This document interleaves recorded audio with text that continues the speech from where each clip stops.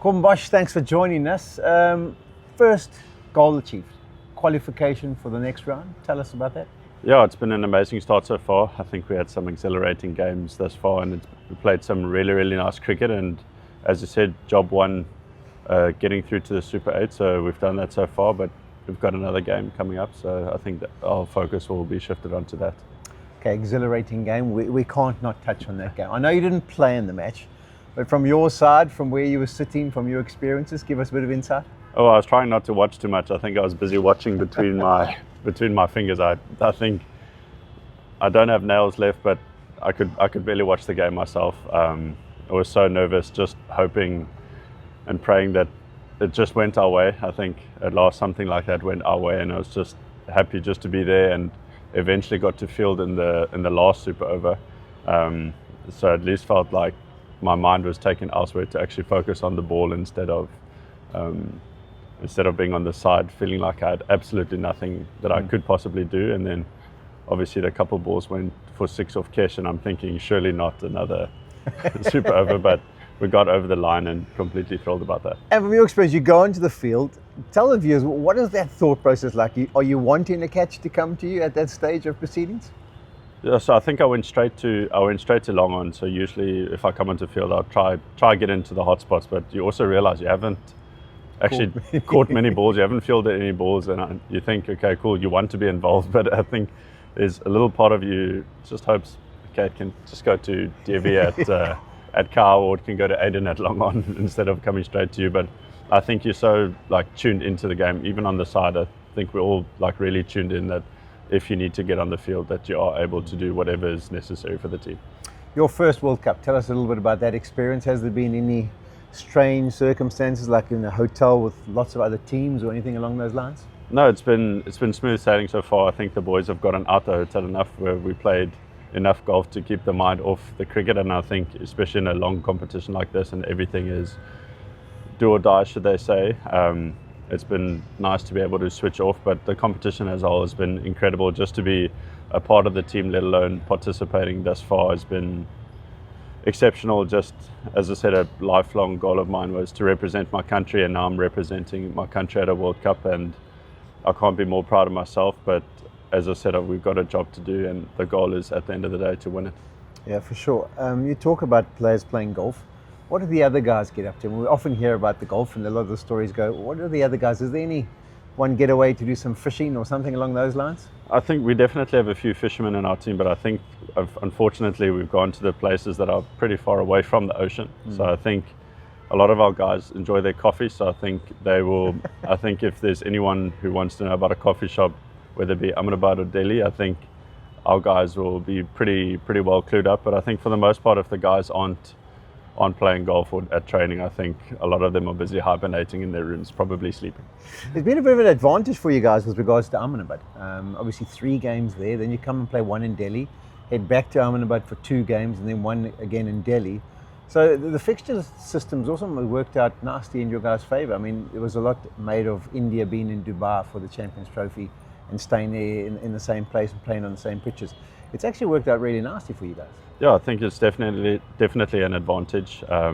Playing cricket at the same place, you're familiar with your surroundings, familiar with how the pitch is going to play. Yes, we've maybe played it a couple different times of the day, once early in the morning, so we understand how the wicket behaves there, and we understand how the wicket behaves at night, so we can formulate plans around that. So I think that definitely gives us an advantage moving forward, understanding the dew, how the ball plays on the wicket, how to bat, how to bowl, and the light situation at the different grounds. So I think it's definitely given us a little bit of an edge. But yeah, as I think it still goes, you have to execute on any given day and any given moment to be able to get up on top. Your role in the side, I mean, you have to be flexible with your batting and often the initial part of your bowling, but you've definitely nailed down the death bowling job. Tell us a little bit of how that transpired. I mean, was that responsibility talked about many years back, and is it something you've really tried to hone in on? Yeah, I think when I initially came to the Titans in 2014, I think I bowled a lot of death bowling there.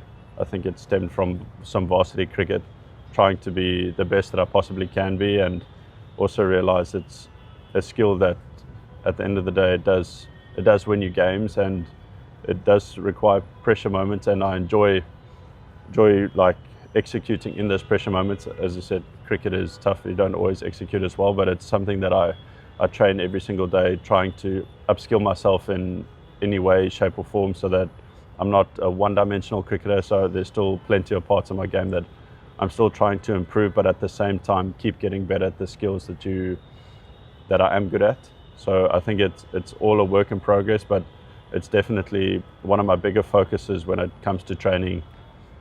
The main skill is continue with my main skills and then upskill any area that needs to be upskilled. And how do you work on that from a mental perspective? I mean, it's almost like a goal kicker. The responsibility is thrown to you at an important time. You have to deal, and sometimes it's going to go according to plan, sometimes it's not.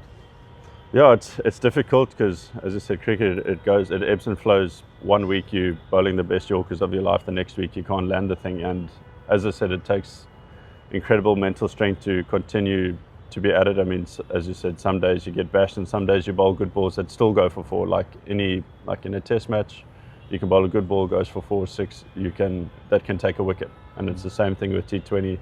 It's just executing, and I think having Aiden as a captain has really helped a lot in trying to keep me nice and calm, and I run through like ideas or on a specific delivery, what I want to bowl, what am I trying to achieve out of the ball. And just like doing that while I'm walking back gives me clarity that when I'm running into bowl, my mind is as clear as it possibly can be as to what I'm trying to achieve. And I think that's also helped just me not be as nervous, because I can commit 100% to a certain plan and go from there. Okay, you guys have got one more game left in the pool stages. UAE, it's a free throw because it doesn't really matter what happens. What's the talk behind the scenes from management and the team about how you want to approach this one? I think it's still important to carry the momentum. It's probably an even more crucial game to make sure that the guys are still in form, and it's not a game that you want to take for granted and you get out of form at the wrong time in this kind of competition, and next thing you know, you're out. So I think it's going to be a big game tomorrow, like leading up to the Super 8, and I think it's a good opportunity for some people to put up their hands, find some form, so that when the Super 8s come, that all our guys are firing. We're playing some really, really good cricket, and it's an opportunity to keep growing that confidence and keep going from strength to strength. Okay, lastly, when you do hit the Super 8, it's going to be a bit of a baptism of fire. The first game against India, Ahmedabad, they'll probably have 100,000 Indian fans in there. The guys must be quietly confident about going to take them on first of all, but looking forward to that experience? It's going to be incredible. I think I've had one experience before in 2022 when we played the IPL final, so I think you kind of get an idea, but I don't, as I said, like there's going to be a lot of noise around that game, but I think the guys are really locked in, and India is probably the best team in the world at the moment, and no better time to put a great performance in than then. Okay, well, thanks for your thoughts and all the best for the rest of the World Cup. Thank you so much, Polly. Thank you.